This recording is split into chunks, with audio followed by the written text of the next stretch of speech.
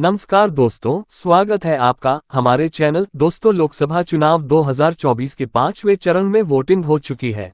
दोस्तों, आज की वीडियो में हम जानेंगे कि 5वें चरण में किस पार्टी को कितनी सीटें मिली है और किसे लगने वाला है बड़ा झटका। जानने के लिए बने रहे वीडियो के अंत तक। दोस्तों, हमारे देश में लोकसभा की कुल 543 सीटें हैं और इन सीटों पर 7 चरणों में वोटिंग होती है, जिसमें से 5 चरणों में वोटिंग समाप्त चुकी है, जिसका मतलब यह है कि अभी तक आधे से ज्यादा चुनाव खत्म हो चुका है।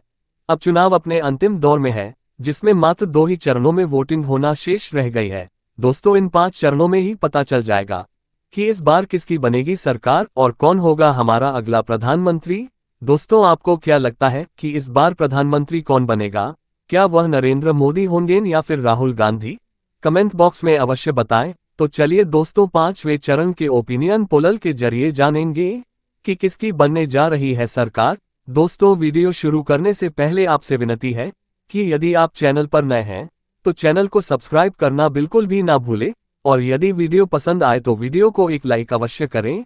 तो चलिए सबसे पहले हम बात करते हैं उत्तर प्रदेश के बारे में। दोस्तों, उत्तर प्रदेश में लोकसभा की कुल 80 सीटें हैं।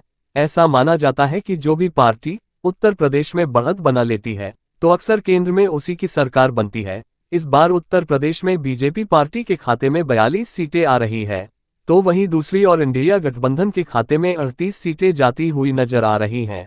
दोस्तों, उत्तर प्रदेश को बीजेपी का ऊ माना जाता है क्योंकि पिछले लोकसभा चुनाव में बीजेपी के खाते में उत्तर प्रदेश की 64 सीटें आई थी, परंतु इस बार उत्तर प्रदेश में बीजेपी की सीटें काफी ज्यादा गिर गई है। इसी के साथ दोस्तों, अब हम बात करते हैं महाराष्ट्र राज्य के बारे में। महाराष्ट्र उत्तर प्रदेश के बाद सबसे ज्यादा लोकसभा सीटों वाला राज्य है। महाराष्ट्र में लोकसभा के कुल 48 सीटें हैं, जिसमें से बीजेपी पार्टी के खाते में मात्र 16 सीटें, तो वहीं दूसरी और इंडिया गठबंधन के खाते में 3 सीटें आने का अनुमान है। दोस्तों, वैसे तो पिछले लोकसभा में बीजेपी के खाते में यहां पर ज्यादा सीटें आई थी, परंतु इस बार शिवसेना के अध्यक्ष उद्धव ठाकरे, जो कि इंडिया अलायंस का एक हिस्सा है, जिसके कारण बीजेपी की सीटें महाराष्ट्र में कम हो गई है। तो दोस्तों, इसी के साथ अब हम बात करते हैं पश्चिम बंगाल राज्य के बारे में। पश्चिम बंगाल में लोकसभा की कुल 42 सीटें मौजूद है, जिसमें से बीजेपी पार्टी के खाते में मात्र 8 सीटें जा रही हैं, तो वहीं दूसरी ओर इंडिया गठबंधन के खाते में 4 सीटें जाने का अनुमान है। दोस्तों, पश्चिम बंगाल में ममता बनर्जी की पार्टी टीएमसी के खाते में 30 सीटें जाती हुई दिखाई दे रही है। वैसे तो ममता बनर्जी इंडियन अलायंस का ही एक हिस्सा है, परंतु वे पश्चिम बंगाल में अकेले ही चुनाव लड़ रही है और यहां पर भारी मतों से अपनी सरकार बनाती हुई दिखाई दे रही हैं। तो चलिए दोस्तों, अब हम बात करते हैं देश के अगले राज्य बिहार के बारे में। बिहार में लोकसभा की कुल 40 सीटें मौजूद हैं, जिसमें से बीजेपी पार्टी के खाते में 15 सीटें आए हैं, तो वहीं दूसरी और इंडिया अलायंस के खाते में 24 सीटें आने का अनुमान है। दोस्तों, बिहार में भी बीजेपी पार्टी इंडिया गठबंधन से हारती हुई दिखाई दे रही है।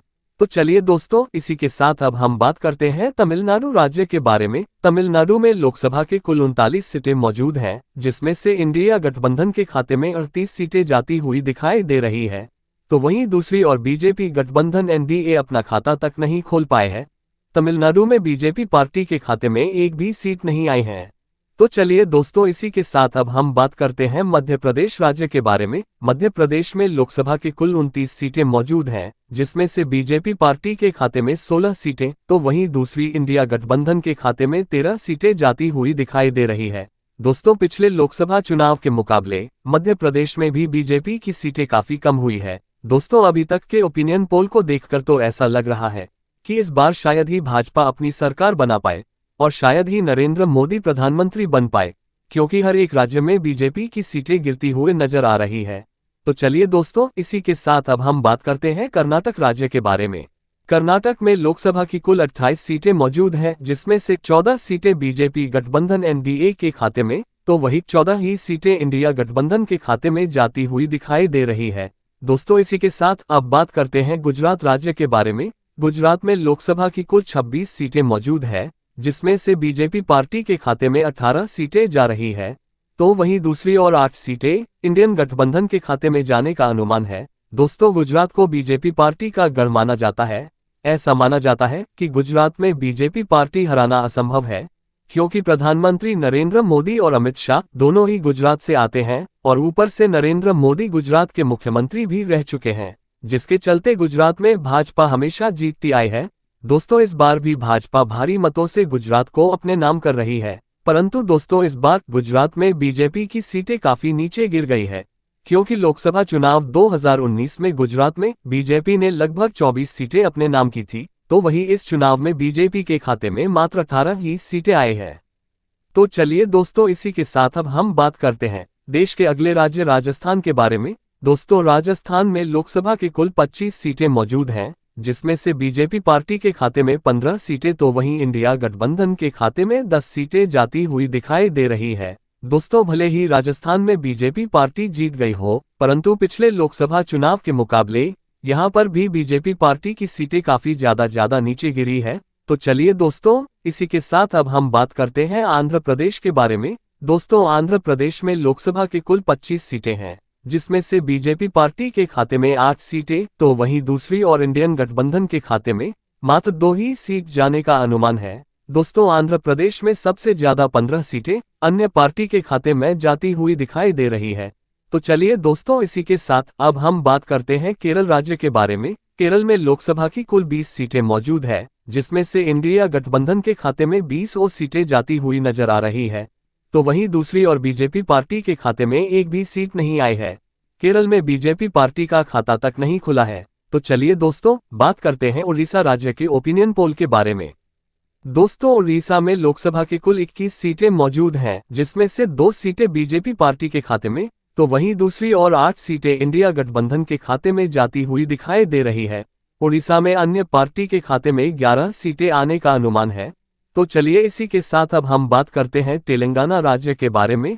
तेलंगाना में लोकसभा की कुल 17 सीटें मौजूद हैं, जिसमें से भाजपा गठबंधन एनडीए के खाते में 2 सीटें तो वहीं दूसरी और इंडिया गठबंधन के खाते में 13 सीटें जाने का अनुमान लगाया जा रहा है।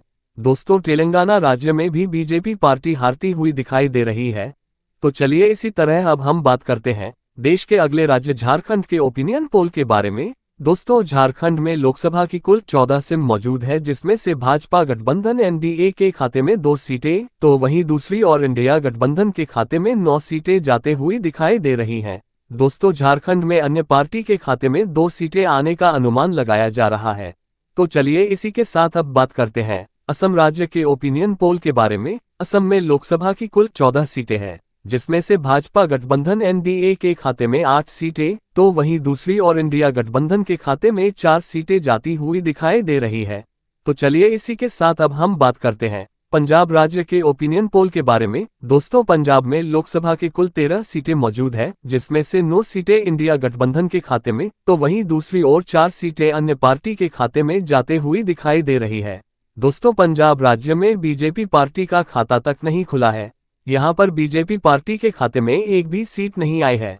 तो चलिए, इसी के साथ अब हम बात करते हैं छत्तीसगढ़ राज्य के ओपिनियन पोल के बारे में। दोस्तों, छत्तीसगढ़ में लोकसभा की कुल 11 सीटें मौजूद है, तो वहीं दूसरी और 6 सीट बीजेपी गठबंधन एनडीए के खाते में तो वहीं दूसरी और 5 सीटें इंडिया गठबंधन के खाते में जाते हुए दिखाई दे रही है। दोस्तों, इसी के साथ अब हम बात करते हैं देश के आगे राज्य हरियाणा की ओपिनियन पोल के बारे में। हरियाणा में लोकसभा की कुल 10 सीटें मौजूद है, जिसमें से इंडिया गठबंधन के खाते में 6 सीटें तो वहीं दूसरी और बीजेपी पार्टी के खाते में मात्र 2 ही सीटें जाती हुई दिखाई दे रही हैं।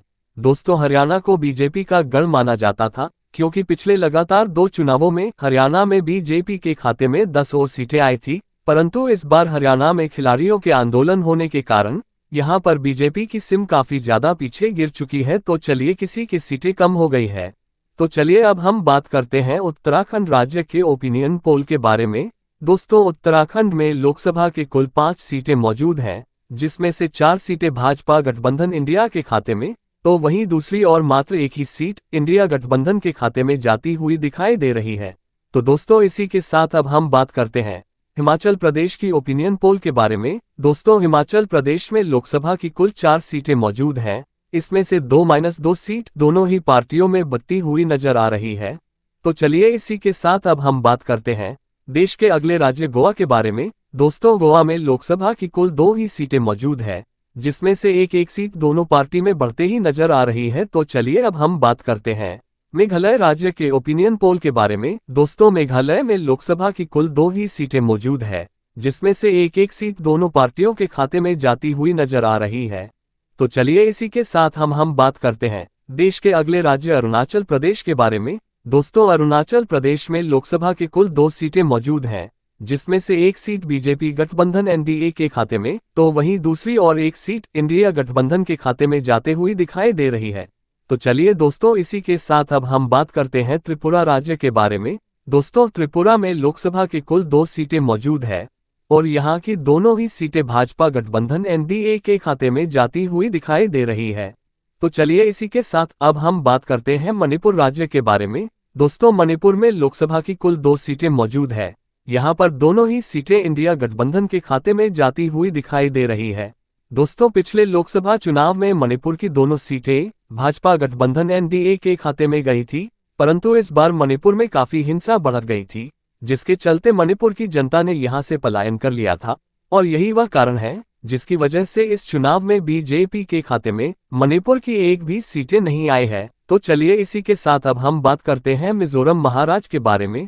दोस्तों, मिजोरम में भी एक ही सीट है जो कि अन्य पार्टी के खाते में जाती हुई दिखाई दे रही है। तो दोस्तों, इसी के साथ बात करते हैं सिक्किम के बारे में। सिक्किम की सीट भी अन्य पार्टी के खाते में जाते हुए दिखाई दे रही है। तो दोस्तों, इसी के साथ हम बात करते हैं नागालैंड के बारे में। नागालैंड की सीट भाजपा गठबंधन एनडीए के खाते में जाती हुई दिखाई दे रही है। तो इसी के साथ अब हम बात करते हैं भारत की राजधानी दिल्ली के बारे में। दोस्तों, दिल्ली में लोकसभा के कुल 7 सीटें मौजूद हैं, जिसमें से 4 सीटें बीजेपी पार्टी के खाते में, तो वहीं दूसरी और 3 सीटें इंडिया गठबंधन के खाते में जाते हुए दिखाई दे रही हैं। तो चलिए इसी के साथ अब हम बात करते हैं जम्मू कश्मीर राज्य के बारे में। दोस्तों, जम्मू कश्मीर में लोकसभा की कुल 5 सीटें हैं, जिसमें से 2 सीटें भाजपा गठबंधन एनडीए के खाते में, तो वहीं दूसरी 3 सीटें इंडिया गठबंधन के खाते में जाती हुई दिखाई दे रही है। तो चलिए दोस्तों, इसी के साथ अब हम बात करते हैं भारत के केंद्र शासित प्रदेशों के बारे में। दोस्तों, यहां पर लोकसभा की कुल 7 सीटें मौजूद हैं, जिसमें से 4 सीटें भाजपा गठबंधन एनडीए के खाते में, तो वहीं दूसरी और 3 सीटें इंडिया गठबंधन के खाते में जाती हुई दिखाई दे रही हैं।